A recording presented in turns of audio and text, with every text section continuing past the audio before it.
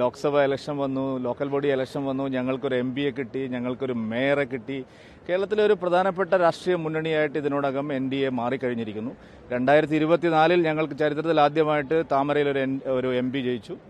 2025 LDFന് കിട്ടിയതുപോലെ ഒരു കോർപ്പറേഷൻ ഞങ്ങൾക്കും കിട്ടിയിട്ടുണ്ട്. അതുകൊണ്ട് ഈ കേരളത്തിലെ ഏറ്റവും പ്രധാനപ്പെട്ട ഒരു രാഷ്ട്രീയ ശക്തിയായിട്ട് NDA മാറിക്കഴിഞ്ഞതിന് ശേഷം നടക്കുന്ന തെരഞ്ഞെടുപ്പാണിത്. അതിൻ്റേതായിട്ടുള്ള ജനവിധിയായിരിക്കും. ജനങ്ങൾ പൂർണ്ണമായിട്ടും നരേന്ദ്രമോദിജി നേതൃത്വം നൽകുന്ന കേന്ദ്ര സർക്കാരിൻ്റെ വികസന കാഴ്ചപ്പാടിനനുസരിച്ച് കേരളത്തിൽ വിധിയെഴുതും. മോദിയുടെ വികസന രാഷ്ട്രീയത്തിന് കേരളത്തിൽ അംഗീകാരം കിട്ടാൻ പോകുന്ന ആദ്യത്തെ പ്രധാനപ്പെട്ട തെരഞ്ഞെടുപ്പായിരിക്കും ഇത്. വികസിത കേരളം എന്നുള്ള ഒരു ശരിയായ കാഴ്ചപ്പാട് ഈ തെരഞ്ഞെടുപ്പിൽ ഞങ്ങൾ മാത്രമേ മുമ്പോട്ട് വെക്കുന്നുള്ളൂ. 7 പതിറ്റാണ്ട് കാലം LDFും UDFും കേരളത്തെ ഭരിച്ച് മുടിച്ചു. അവർ രണ്ടല്ല ഒന്നാണെന്ന് ബോധ്യപ്പെട്ടിരിക്കുകയാണ്. കേരളത്തിൽ ഇപ്പോൾ ചർച്ച ചെയ്യുന്ന എല്ലാ സുപ്രധാനമായ രാഷ്ട്രീയ വിഷയങ്ങളിലും LDFനും UDFനും ഒരേ നിലപാടാണ്.